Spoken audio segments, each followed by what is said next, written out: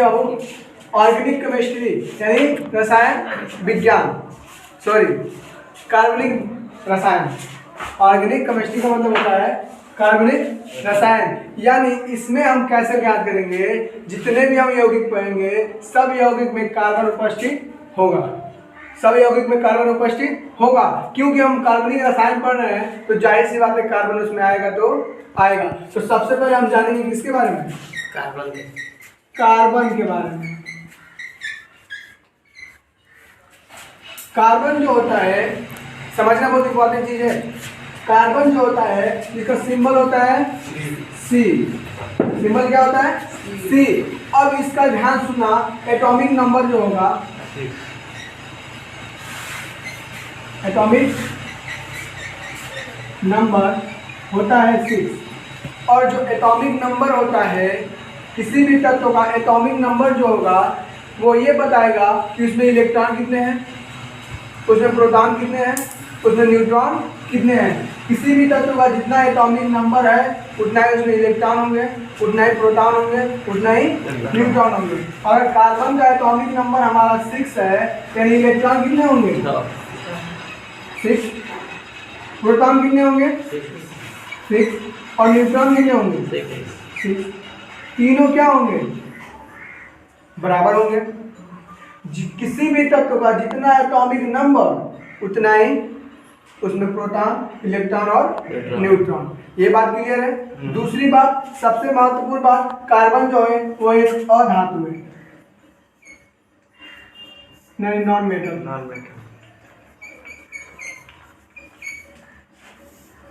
Non metal जो धातु का गुण प्रदर्शित नहीं करेगा, यानी इसे पीटेंगे तो ये चौक फैलेगा नहीं, इसे पीट कर हम तार वायर नहीं बना सकते। अंडरस्टैंड? तो कार्बन सबसे पहले क्या है? अधातु है।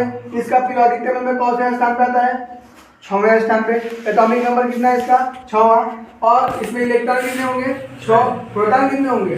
6। और न्यूट्रॉन 6। अब बात करते हैं इसके वर्ग के। कार्बन जो होगा, ध्यान सुनिएगा, कार्बन जो होगा वो 14वें वर्ग में आएगा। कितने वर्ग में? 14वें, 14 ग्रुप, ऐसे लिखिए 14 ग्रुप। पीरियोडिक टेबल में, हमारे आधुनिक पीरियोडिक टेबल जिसको मोजले ने बनाया है, उसमें ग्रुप कितने हैं? 18। ऐसे ऐसे को बोलते हैं ग्रुप, ऐसे ऐसे वो ग्रुप बोलते हैं। यानी कितने हैं ये उसमें? 18। और ऐसे पीरियड कितने हैं? 7। पीरियड कितने हैं? और ये कितने हैं? 18। तो 14वें ग्रुप में आएगा कौन हमारा? कार्बन। और दूसरे आवर्त में आएगा पीरियड, दूसरे आवर्त, यानी सेकेंड पीरियड। कोई दिक्कत? बात समझना। 14वें वर्ग में आएगा और दूसरे आवर्त में आएगा। अब सबसे इम्पोर्टेंट चीज है, यहाँ से हम एक सीखेंगे कि भाई कार्बन का जो द्रव्यमान होगा वो कितना होगा? कार्बन का जो द्रव्यमान होगा, द्रव्यमान का मतलब उसका वजन यानी भार कितना है, वो डिपेंड करता है प्रोटॉन और न्यूट्रॉन पे। जितने प्रोटॉन उतने न्यूट्रॉन, और दोनों को जोड़ते हैं तो किसी भी तत्व का परमाणु भार मिलता है, यानी द्रव्यमान, परमाणु द्रव्यमान मिलता है, यानी मास मिलता है, atomic mass. Atomic mass, atomic mass. 6 को प्रोटॉन और 6 को न्यूट्रॉन, कितना भार होगा उसका? कितना भार होगा? 12 भार होगा। क्यों? क्योंकि जितने प्रोटॉन उतने न्यूट्रॉन, और जितने प्रोटॉन और उतने न्यूट्रॉन, और प्रोटॉन और न्यूट्रॉन को जोड़ेंगे तो हमारा जो आएगा वो हमारा क्या निकलेगा? भार। क्योंकि इलेक्ट्रॉन से कुछ मतलब नहीं है। क्योंकि नाभिक में, किसी भी तत्व के परमाणु के नाभिक में जो केंद्र होता है, नाभिक में प्रोटॉन और न्यूट्रॉन होंगे, इलेक्ट्रॉन तो बाहरी निश्चित कक्षाओं में, ऊर्जा की कक्षाओं में घूमते रहते हैं। इसलिए नाभिक का जो द्रव्यमान होता है, परमाणु का जो द्रव्यमान होता है, वो उसके इलेक्ट्रॉन और प्रोटॉन के योग पे निर्भर करता है। यहाँ तक क्लियर? अब जरा समझना यहाँ पे,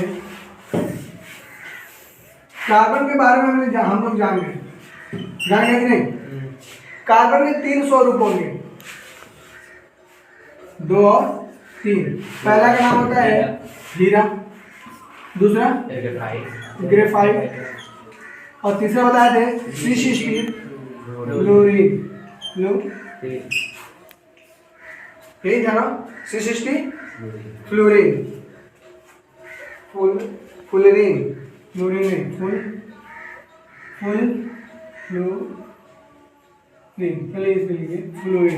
C60 फ्लोरीन।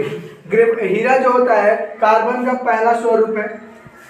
कार्बन का पहला स्वरूप क्या है? हीरा, डायमंड, जिसका हम स्ट्रक्चर बताए थे आपको कि हर से नेटवर्क जैसे इससे जुड़े होते हैं, सबसे दूर जितने भी इसमें पॉइंट होंगे सबसे कितने इलेक्ट्रॉन जुड़े होंगे, इस तरह होता है हीरे का स्ट्रक्चर। इसीलिए सबसे कठोर धातु क्या होता है? सबसे कठोर। अब जो है ग्रेफाइट, इसका स्ट्रक्चर बताए थे हम ऐसे।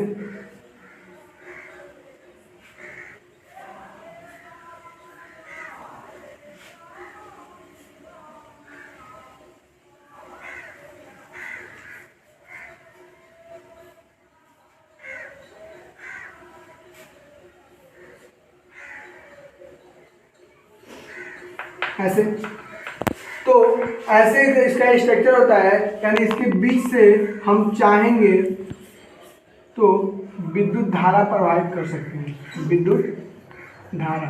इसलिए कार्बन के बताया है कि अधातु में विद्युत धारा प्रवाहित नहीं होती है, ये बात मालूम है।